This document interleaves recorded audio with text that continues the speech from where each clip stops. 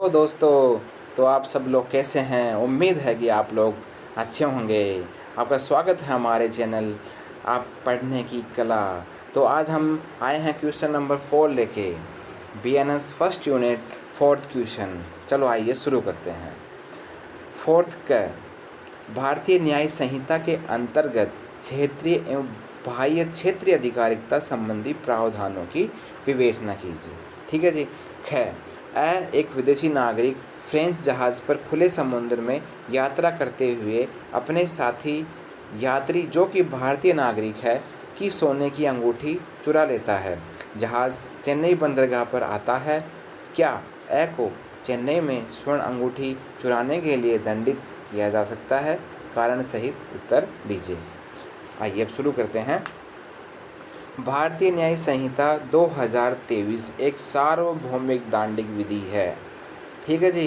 तो बीएनएस 2023 है वह एक सार्वभौमिक दांडिक विधि है। अब आप पूछेंगे सार्वभौमिक क्या होता है, तो मैं बताना चाहूँगा सार्वभौमिक वह होता है जो सार्वभौमिक की डेफिनेशन क्या होगी, यह कानून सभी देशों के लिए लागू होता है चाहे वह किसी भी देश का नागरिक हो। ठीक है, उसको बोलते हैं सार्वभौमिक दांडिक विधि। समझ में आ गई? यह कानून सभी देशों के लिए लागू होता है चाहे वह किसी भी देश का नागरिक हो। ठीक है, जो बीएनएस है वो सभी देशों के ऊपर और सभी नागरिकों पर समान रूप से लागू होती है, जो संपूर्ण भारत पर लागू है। आगे बात समझिए। इस संहिता की धारा 1 की उपधारा 3, धारा 1 की उपधारा 4 व धारा 1 की उपधारा 5 में इसके क्षेत्रीय एवं बाह्य क्षेत्रीय अधिकारिता के बारे में प्रावधान किया गया है। ठीक है, ये जो क्षेत्र होता है बाह्य का और अंदर का टेरिटरी उसको बताया गया है। अब देखते हैं क्षेत्रीय अधिकारिता। संहिता की धारा 1 की उपधारा 3 में इसकी क्षेत्रीय अधिकारिता टेरिटोरियल ज्यूरिसडिक्शन के बारे में प्रावधान किया गया है। ठीक है, यह धारा संहिता के राज्य क्षेत्र में प्रवर्तन से संबंधित है। ठीक है, जो संहिता है, जो धारा है, जो कानून है, उसको राज्य में कैसे लागू किया जाना है या किस प्रकार लागू होगा या कितने क्षेत्र तक लागू होगा उसके बारे में बताया गया है। इसमें यह प्रावधान किया गया है कि हर व्यक्ति इस संहिता के उपबंधों के प्रतिकूल, उपबंध क्या होते हैं, जो उसके जो नहीं होते कि आर्टिकल्स वगैरह, जो कानून होता है, जो लॉ होता है, प्रतिकूल उसके खिलाफ, उसके विरुद्ध उपबंधों के प्रतिकूल हर कार्य या लोप के लिए, कार्य मतलब कार्य कृत्य, जो कार्य करेगा उसके खिलाफ कार्य करेगा, तो लोग के विरुद्ध कार्य करेगा, वो कार्य लोप है, उनको चूक हो जाती है, कोई भूल चूक कर देता है, लोग को तोड़ देता है, लोप के लिए जिसका वह भारत के भीतर दोषी होगा। ठीक है, इसी संहिता के अधीन दंडनीय होगा, अन्यथा नहीं। बात समझ में आ गई क्या? इसने बोला गया है कि हर व्यक्ति इस संहिता के उपबंधों के प्रतिकूल हर कार्य लोप के लिए जिसका वह भारत के भीतर दोषी होगा, इसी संहिता के अधीन दंडनीय होगा, अन्यथा नहीं। ठीक है, जो भारतीय क्षेत्र के अंदर कोई भी कार्य का लोप करता है, कोई भी कानून ब्रेक करता है, तो वह भारत के भीतर दोषी होगा और इसी संहिता के अंतर्गत दंडनीय होगा। इस प्रकार इस धारा के अंतर्गत यदि कोई व्यक्ति भारत के किसी भाग में अपराध का दोषी है तो वह इस संहिता के अंतर्गत राष्ट्रीयता, पद, जाति अथवा वंश के भेदभाव के बिना दंड का भागी होगा। समझ में आ गया जी? इसमें भारत का कोई भी व्यक्ति भारत के किसी भी भाग में अपराध का दोषी है तो इस संहिता के अंतर्गत वह राष्ट्रीयता, पद, जाति, वंश के भेदभाव के बिना दंड का भागी होगा।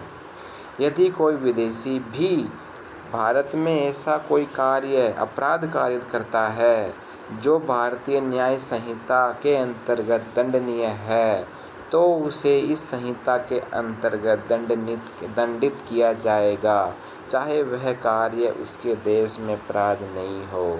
बात आई समझ में? यदि कोई विदेशी नागरिक भी भारत में रहकर कोई अपराध कारित करता है जो बीएनएस के अंतर्गत दंडनीय है, तो वह भी उस व्यक्ति को भी बीएनएस के द्वारा दंडित किया जाएगा, चाहे वह कार्य उस विदेशी नागरिक के क्षेत्र में अपराध की श्रेणी में नहीं आता हो। ठीक है, बात आ गई ना समझ में? ठीक है, अब आगे चलते हैं। मुबारक अली बनाम स्टेट ऑफ मुंबई के मामले में उच्चतम न्यायालय द्वारा यह अभी निर्धारित किया गया है कि एक विदेशी जो भारत में कोई अपराध करता है दोषी होगा और उसे दंडित किया जा सकेगा, चाहे वह उस समय भारत में उपस्थित न हो।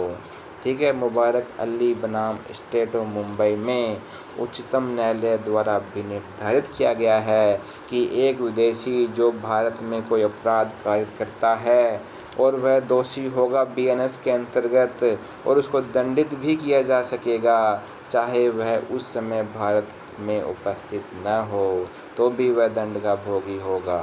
ठीक है, इस विषय पर ली कून ही बनाम स्टेट ऑफ उत्तर प्रदेश का एक उद्धरणीय मामला है। इसमें एक विदेशी कंपनी पर छल, आपराधिक न्यास भंग आदि का आरोप था। ठीक है जी, कोई कंपनी थी, विदेशी कंपनी, उसके ऊपर छल का और बेईमानी की कपटपूर्णता का कोई आरोप लगा हुआ था उस पर। इसमें माल भारत से सप्लाई किया गया था। ठीक है, जो सप्लाई थी जो भारत से की गई थी, प्रतिफल जो प्रॉफिट था, जो लाभ था, भारत में प्राप्त किया जाना था, जो भारत में आने वाला था। पत्र व्यवहार सारा भारत से हुआ था, जो भी डॉक्यूमेंटेशन था उनका कंपनी का, तो भारत से ही हुआ था। अभियुक्त पर जो उस कंपनी का मालिक था पर भारत में अभियोजन चलाया जा सकता था, चाहे अभियुक्त भारत से बाहर रहता हो। ठीक है, जो कंपनी का मालिक था उसके ऊपर धोखाधड़ी का केस, छल का केस उस पर चलाया जा सकता था, चाहे वह भारत से बाहर रहता हो तथा अपराध कारित करते समय भारत में उपस्थित नहीं रहा हो, तो भी उसके ऊपर केस चलाया जा सकता है। ये ली कून ही बनाम स्टेट ऑफ उत्तर प्रदेश में सुप्रीम कोर्ट के द्वारा डिसीजन दिया गया था। लेकिन निम्नांकित व्यक्तियों को इस संहिता की आधिकारिकता से मुक्त रखा गया है। ठीक है, लेकिन इसमें निम्न व्यक्तियों को बीएनएस के अंतर्गत इस आधिकारिकता से मुक्त रखा गया है। वो कौन कौन से व्यक्ति हैं, आइए देखते हैं। क राष्ट्रपति एवं राज्यपाल को इस आधिकारिकता से बाहर रखा गया है। ख विदेशी सम्राट। ग राजदूत एवं राजनयिक अभिकर्ता। घ विदेशी शत्रु। ड विदेशी सेना। च युद्ध के जलयान एवं युद्ध अपराध आदि। ठीक है, जो कहते हो गया राष्ट्रपति, राज्यपाल। ख हो गया विदेशी सम्राट, जो सम्राट होते हैं ना, जैसे ब्रिटेन का सम्राट होती है, ब्रिटेन की रानी होती है, राजा होते हैं। ठीक है, राजदूत कौन से हो गए, राजदूत, राजनयिक अभिकर्ता वो हो गया राजदूत, अपने जो नहीं होते वो क्या बोलते हैं, एडवाइज़र बोलते हैं उनको, जो विदेशी सलाहकार होते हैं वो हो गए। ठीक है, जो घ विदेशी शत्रु, विदेशी शत्रु में शत्रु आ गए अपने, जैसे कि अपने जो शत्रु होता है, विदेशी शत्रु होता है, जैसे चाइना हो गया, पाकिस्तान हो गया, और अदर जैसे कि दक्षिण कोरिया हो गया, अमेरिका, जैसे अभी रूस यूक्रेन का चल रहा है तो रूस का शत्रु यूक्रेन हो गया। ठीक है, इसी प्रकार विदेशी सेना, विदेशी सेना से पाकिस्तान की सेना, अमेरिका की सेना, चीन की सेना, ये सेनाएं भी इससे फ्री आज़ाद रहेंगी, इस अधिकार तक मुक्त रहेंगी। युद्ध के जलयान, जैसे युद्ध के लिए जो पोत होते हैं, जो जलयान होते हैं, जो वो होते हैं, उनको भी इसको बाहर रखा गया है। अब आती है क्षेत्रातीत अधिकारिकता। ठीक है, क्षेत्र से बाहर की अधिकारिकता। ठीक है, ये क्षेत्रातीत अधिकारिता हो गई और इसमें ये क्षेत्रीय अधिकारिता तो होगी। देखो, धारा जो संहिता की धारा 1 उपधारा 3 है, वो तो क्षेत्रीय अधिकारिता, जो क्षेत्र के अंदर है ना, उसकी अधिकारिता बताई गई थी। अब जो आता ना क्षेत्रातीत अधिकारिता, इसको क्षेत्र के बाहर की अधिकारिता बताया गया है। जो भारतीय न्याय संहिता की धारा 1 की उपधारा 4 व भारतीय न्याय संहिता की धारा 1 की उपधारा 5 की क्षेत्रातीत अधिकारिकता, देखो, एक्स्ट्रा टेरिटोरियल ज्यूरिस्डिक्शन के बारे में प्रावधान करती है। आगे बस मुझे जो मैंने भी आपको बताया ना, वही चीज़ बताई गई है। जैसा कि हमने ऊपर देखा, धारा 1 को प्रादेशिक अधिकारिकता भी कहते हैं। ठीक है, प्रादेशिक आगे ना भाई, वो क्षेत्र के अंदर की है तो प्रादेशिक हो गई, और ये क्षेत्र के बाहर की है, इसे क्षेत्रातीत अधिकारिकता हो गई। तो अपन जो धारा 1 है उसको प्रादेशिक अधिकारिकता कह सकते हैं। ठीक है ना। इसके अनुसार भारतीय न्याय संहिता का विस्तार सामान्यतः उन्हीं अपराधों तक सीमित है जो भारत की सीमा के भीतर कारित किए जाते हैं। बात आ गई समझ में। उस क्षेत्र के अंदर, तो वो भारत का क्षेत्र है, उसके अंदर अपराध कारित किए जाएंगे, वो धारा 1 के अंतर्गत आ जाएंगे। इसको बोलते हैं प्रादेशिक अधिकारिकता। ठीक है जी, आ गए। लेकिन भारतीय न्याय संहिता की धारा 1 की उपधारा 4 व धारा 1 की उपधारा 5 इससे क्षेत्रातीत अधिकारिता प्रदान करती है। मतलब भारत के क्षेत्र के बाहर भी बीएनएस लागू होता है, वो बीएनएस दंड दे सकता है, बीएनएस का भागी बीएनएस से दंडित किया जा सकता है, उसके बारे में बताया गया है। इसके अनुसार कोई भी ऐसा कार्य जो भारत में अपराध समझा जाता है, उस दशा में भी अपराध समझा जाएगा जब वह भारतीय सीमा के बाहर किया जाएगा। बात आगे नहीं समझ में? मतलब कोई कार्य बीएनएस के अंतर्गत भारत के अंदर अगर दंडित है, मतलब भारत में अगर वो दंडित है, अपराध है, तो भारत के बाहर भी अपराध माना जाएगा। वो धारा 1 की उपधारा 4 और धारा 1 की उपधारा 5 में बताया गया है। इन दोनों धाराओं के मूल पाठ इस प्रकार है। मूल पाठ पढ़ लीजिए आप एक बार। धारा 1 के अनुसार भारत से परे किए गए अपराध के लिए जो कोई व्यक्ति किसी भारतीय विधि के अनुसार विचारण का पात्र हो, ठीक है, जो विचारण का पात्र हो, भारत से परे किए गए किसी कार्य के लिए उससे इस संहिता के उपबंधों के अनुसार ऐसा बढ़ता जाएगा मानो वह कार्य भारत के भीतर किया गया हो। ठीक है जी। धारा 1 की उपधारा 4 में बताया गया है कि कोई कार्य जो भारत से बाहर अपराध किया गया हो तो वह अपराध बीएनएस के अंतर्गत ऐसा माना जाएगा कि वह भारत के भीतर ही किया गया है। आगे बात समझ में? मतलब भारत से बाहर किया गया अपराध भी बीएनएस के अंतर्गत ऐसा माना जाएगा कि वह कार्य भारत के भीतर किया गया है और वह दंडनीय दंड के भागीदार हैं। ठीक है जी। अब आता है धारा 1 की उपधारा 5 के अनुसार इस संहिता के उपबंध। भारत से बाहर और परे किसी स्थान में भारत के किसी नागरिक द्वारा, ठीक है, जो धारा 1 की उपधारा 4 है उसका एक्सप्लेनेशन धारा 1 की उपधारा 5 में किया गया है कि बोला गया है कि भारत से बाहर या परे किसी स्थान पर भारत के किसी नागरिक के द्वारा वह कार्य किया जाना चाहिए। ठीक है जी।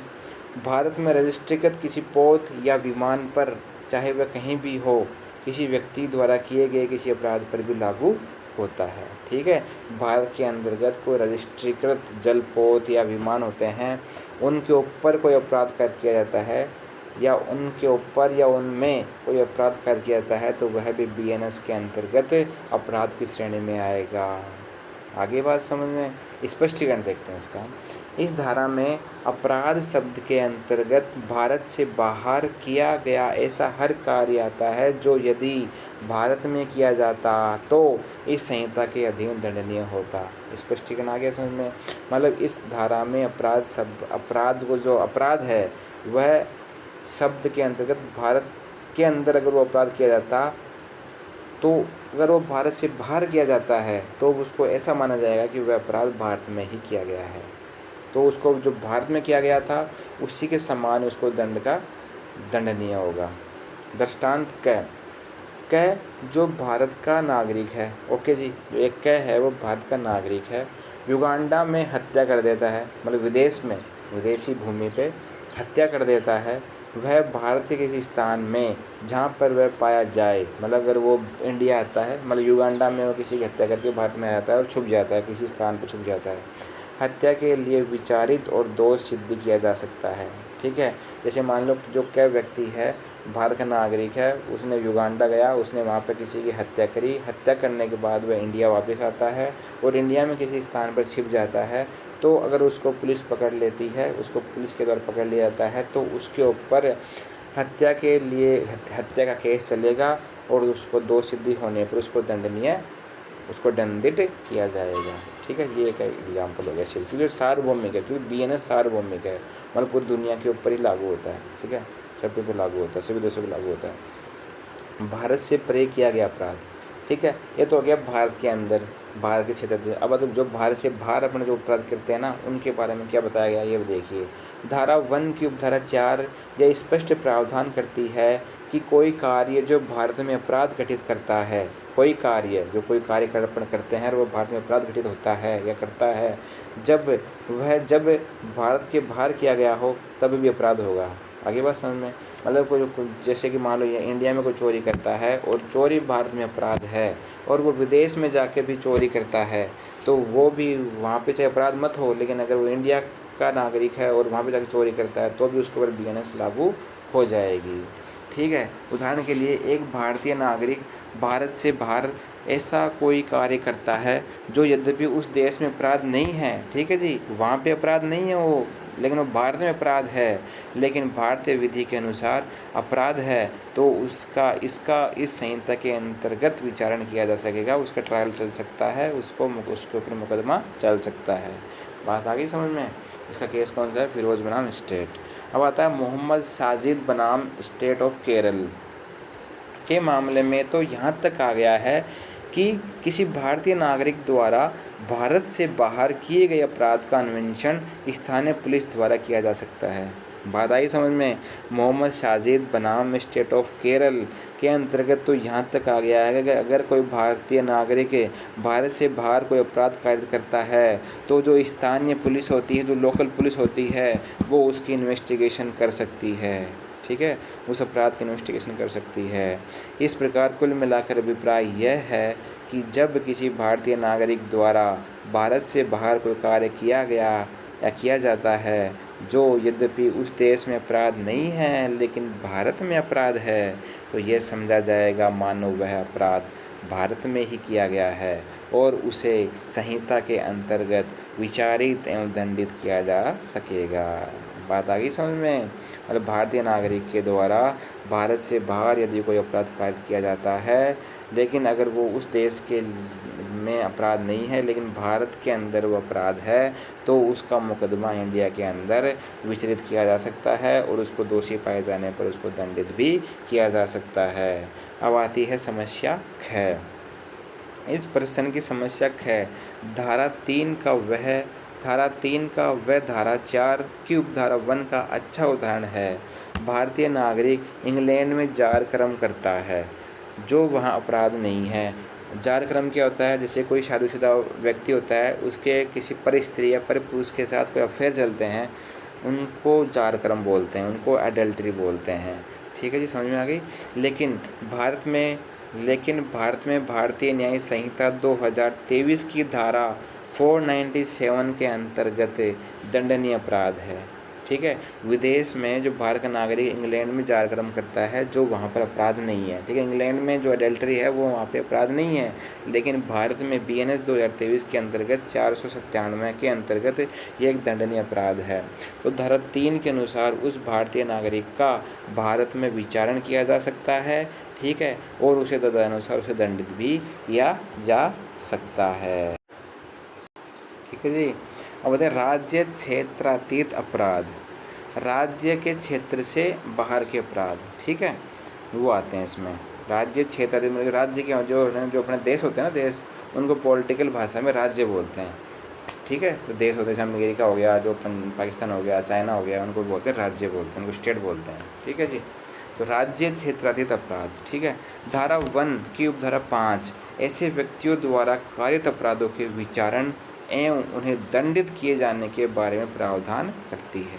ठीक है, जैसे जो भारत के नागरिक हैं और उनके द्वारा भारत से परे और बाहर किसी स्थान में अपराध कारित किया जाता है।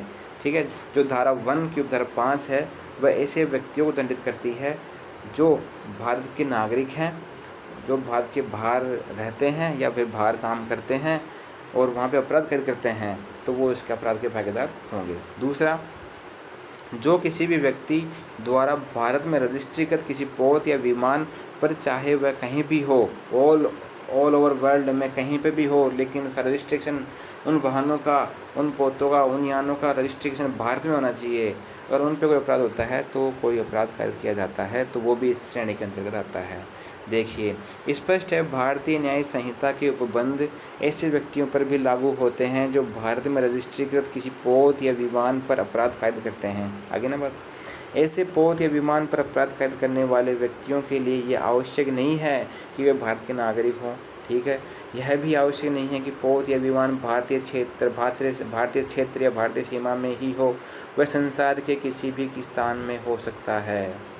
ठीक है जी, इसमें बोला गया है जैसे कोई वाहन है, कोई जलयान है, कोई पोत है अगर वो भारत में रजिस्ट्रीकृत है, भारत का है और वो ऑल ओवर वर्ल्ड में घूम रहा है और उसके ऊपर कोई अपराध कार्य किया जाता है उस यान के ऊपर, तो उसके ऊपर भी BNS लागू होगा और दंडित अगर अगर वो अपराधी माना जाता है या अपराध कार्य होने पर उसको दंडित का भागीदार होगा।